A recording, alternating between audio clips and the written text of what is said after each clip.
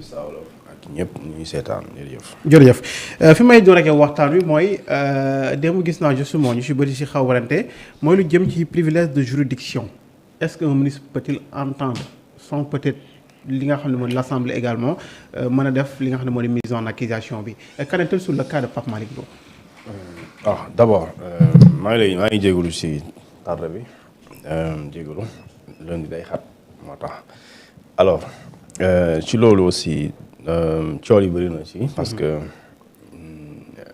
dañuy gis ay ministres yoo xamante ni dañ leen tuumaal ancien ministre d'ailleurs lu ñu leen tuumaal dañ leen ni laata ñu leen di woowuñu leen gendarmerie wala police dañ leen woo ci kanamu àttekat bi mooy juge mooy président de la commission d'instruction de la haute cour de justice loolu nag constitution moo wax ci article 101 bi alinéa 2 alinéa premier bi daf ne président lenn la nekk responsable aux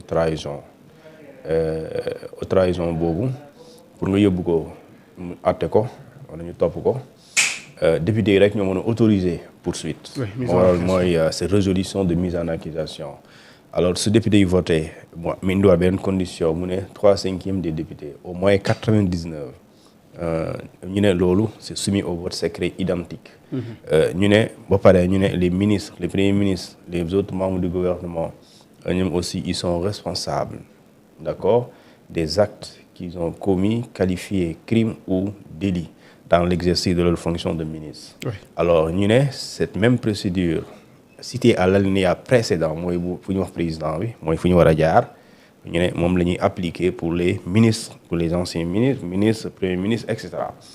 alors foofu ñaar nga war a comprendre tout de suite après dañ ne les présidents et les ministres ou premiers ministres ne peuvent être jugés que par la haute cour de justice jugés du audition entendre du poursuite léegi li mën a am mooy Pape Malick Ndour mi te gëm naa ne jàpp war mënu ci am parce que boo ko jàppee soo demee déglu ko foo koy jàppee tey boo ko jàppee parce que lui li nga koy reprocher c'est en tant que ancien ministre de la République la loi dit un ancien ministre de la République pour le poursuivre il faut avoir l'autorisation de l'Assemblée nationale alors il n'y a pas un acte d'accusation li ñu tuddee une résolution de mise en accusation parce que boobu buy am soxna Yacine Fall mooy bind la résolution de mise en accusation mu transmettre ko député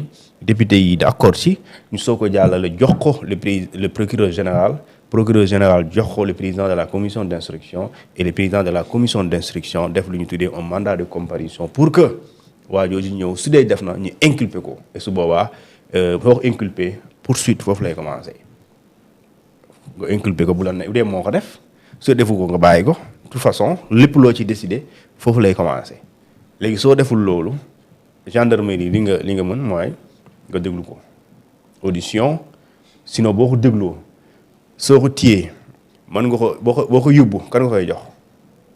mais li ñu koy toppee si c'est avéré aussi. on parle de torture fii. non c'est pas le fait dañ ne les premiers ministres et les autres membres du gouvernement sont responsables des actes qualifiés crimes ou délits dans l'exercice de leur fonction donc torture ñëpp xam nañ bu dee kii xam nañ léegi du infraction bi dañ ne même boo lu mu mën di doon boo koy topp il faut nga am autorisation Assemblée nationale d'abord ba pare autorisation boobu yaa ngi koy déggee la résolution de mise en accusation boobu mooy autoriser juge bële di nekk au cour de justice mu mën a déglu waa ji su dee def na mu inculper ko poursuite les kon audition mën na nekk c'est comme un député mën nga ko déglu sans immunité bu ko neexee mu dem sans mu prévaloir son immunité parlementaire mais soo demee ba war ko jàpp mënoo ko jàpp bu dul franc-maçonnerie jour boobu mënoo ko jàpp xanaa nga bëgg a violer yoon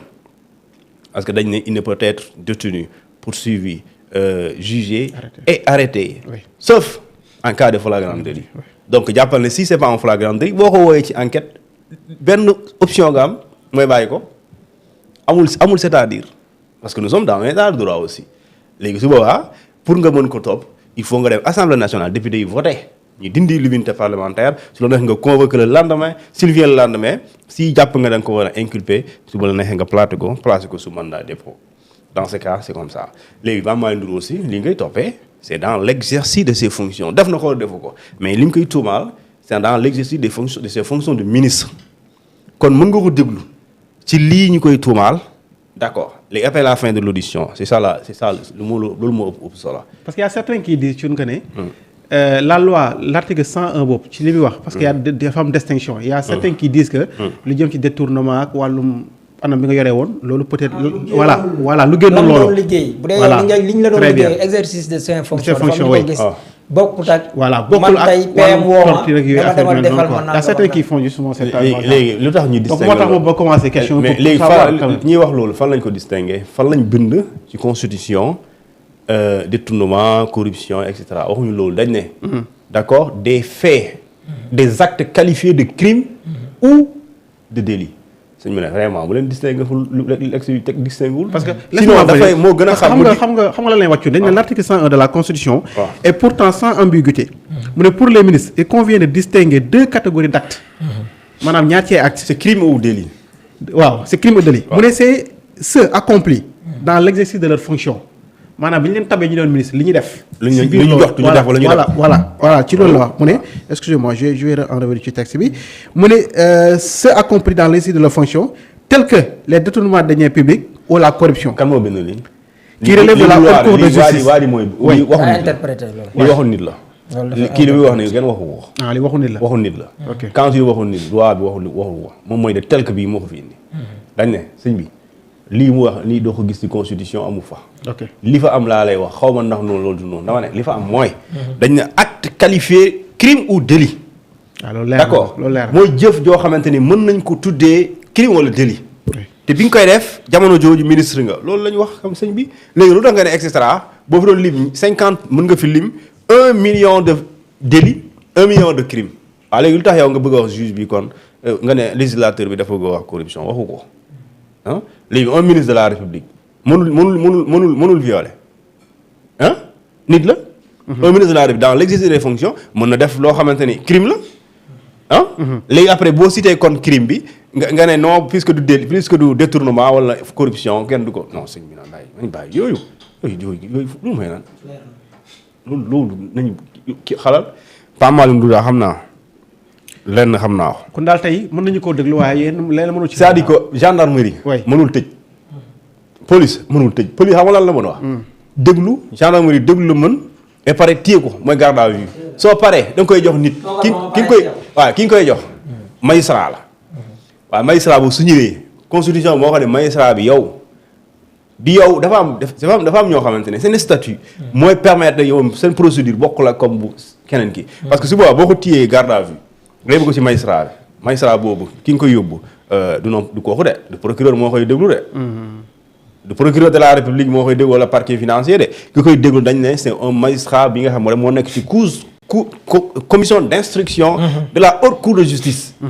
moo tax moom su ma gisee mu naan mardi xam nga fan lay féetee mais. vraiment bu dee dañoo nekk dans un état de droit mardi fooy ñibbi ah.